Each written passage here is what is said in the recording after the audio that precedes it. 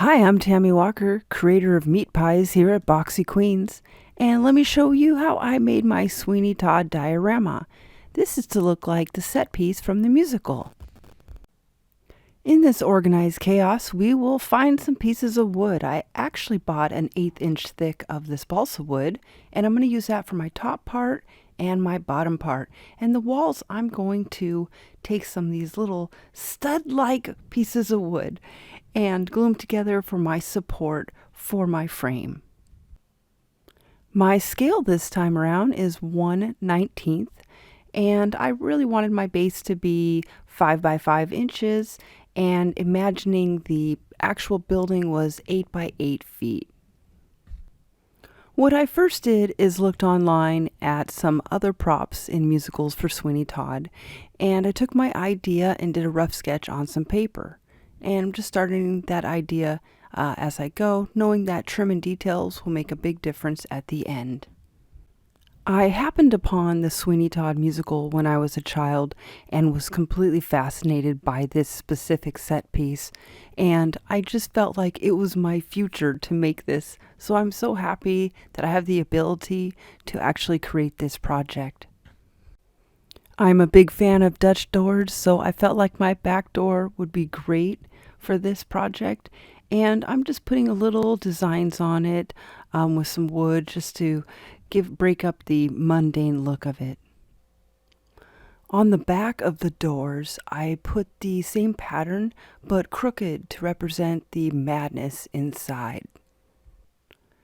I've been so immersed in this project, I haven't filmed every step that I've done in creating this.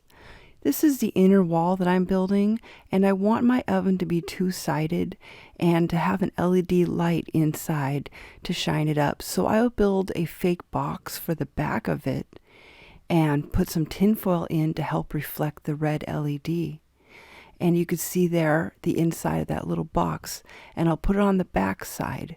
And I'm using just a regular coin battery switch for that nano light. I splattered some deep red and some light red paint onto the walls to represent blood. And I'm still working on a lot of it. I'm just doing it in little sections as I go. You can see the back side of the doors with that crazy pattern. And I just used a cloth or a piece of cloth as my hinge for my doors and secured it with the trim around the edge. So I've got everything partially painted, and I still can't assemble yet until I figure out what I want to do with my barbershop chair and the trap door. I've got this really cool pattern left over from my last dollhouse, and I used it as a tin ceiling. So I'm going to paint it all black, and then I'm going to go ahead and use a metallic tin roof rusted color and dry brush it across.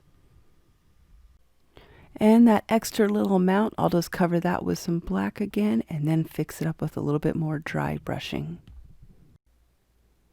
It's stair time. I don't know if I'm really excited about that. I've made plenty of stairs, but they still never come out perfect. So I guess keep practicing. Eventually I'll make a perfect set of stairs one day. And this magical staircase doesn't need any supports to stay up. So I see I'm starting to put everything together. I am making tiny little cups by cutting this clear plastic ink pen part, and I'm going to put some of those on the shelves and go through all my miniature and recyclable stuff and jewelry parts to see what I have that will work to stick on the shelf. I used hearing aid batteries and earrings and coins, so I tried to use a little bit of everything. I got my LED light there. It's kind of flickering, which looks cool, but it's supposed to stay on permanently. I eventually just put a little piece of wood holding the battery in tighter to make it stay on. And you can see the bottom's all lit up, and I've got a lot of the little recycled pieces put up on the shelves and just gave them a coat of a little bit of watered down black. And put a little bit on the walls to make it look like it was soded or aged. And I have my barbershop chair just started. It's just little pieces of wood and a piece of foam put over the top, and painted several times with gesso, sanded, and this red color. And I used 2 magnets to get my chair to stay and come apart, but over time that didn't seem to work, so I actually replaced that with a spring. I made a little steamer trunk on top to put the lights in, and I've got my trapdoor put in also with a cloth hinge. And I got the little footrest there, and the headrest, and the armrest. So you can see my difficulty I'm starting to have with it staying together. For the floor, I just cut strips and use my pencil to add little thick grains into the wood, and starting to cut away or shave away the edges. And I'll use that as the floor to the front part of my meat pie store, making it appear as the back is in a lower level. I paint everything black on the floor, make sure to get into the cracks. Then I take a brown acrylic and do a dry brush over everything. And then I take a watered down gray and go ahead and just put that over the different spots too, just to highlight maybe more of the walking paths or the standing paths, but also keeping some black around the edges to represent grime.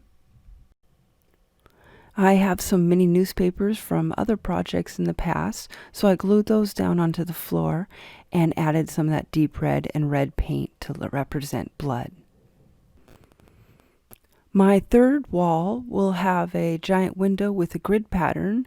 I use packaging plastic for the windows, and I just frame them in there and trim them up.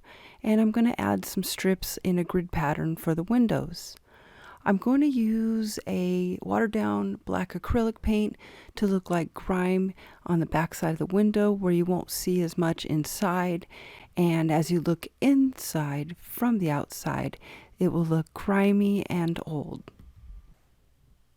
The front will have 4 doors, I guess in a bifold or French door style. I've made little table or chairs and a little table out of coin and a button. And I made a little washstand with a button part, some scissors, and a little razor. So once again, I have to add a grid pattern to these front doors.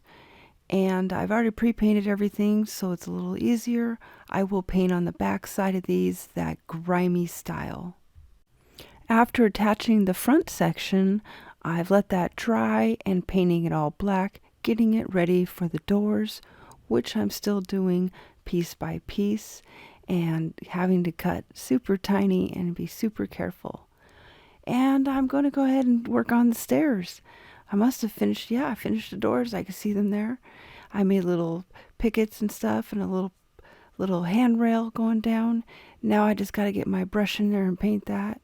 I'm using some jewelry parts and some leftover brass for hinges and handles. I hammered down little holes for the hinges and just glued them onto the back of the doors there, you could see, and put a little bead for the door handle on a little plate of brass also.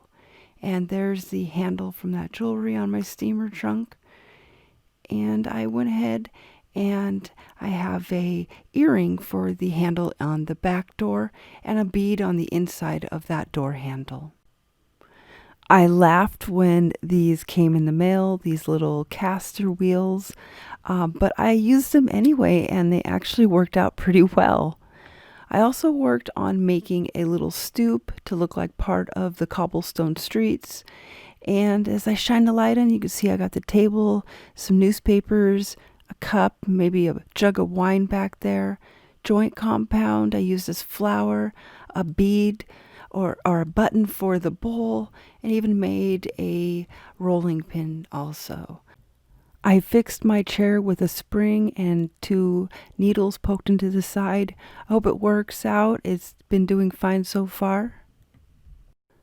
So with these comically too small caster wheels, I went ahead and decided I would use several of them. I ended up using 6 of them. But all I needed to do was poke a hole into the wood with my toothpick, put some super glue onto the wheel end, and I pressed it in and held it. And I made sure they were all in the same direction because these would only go in one direction.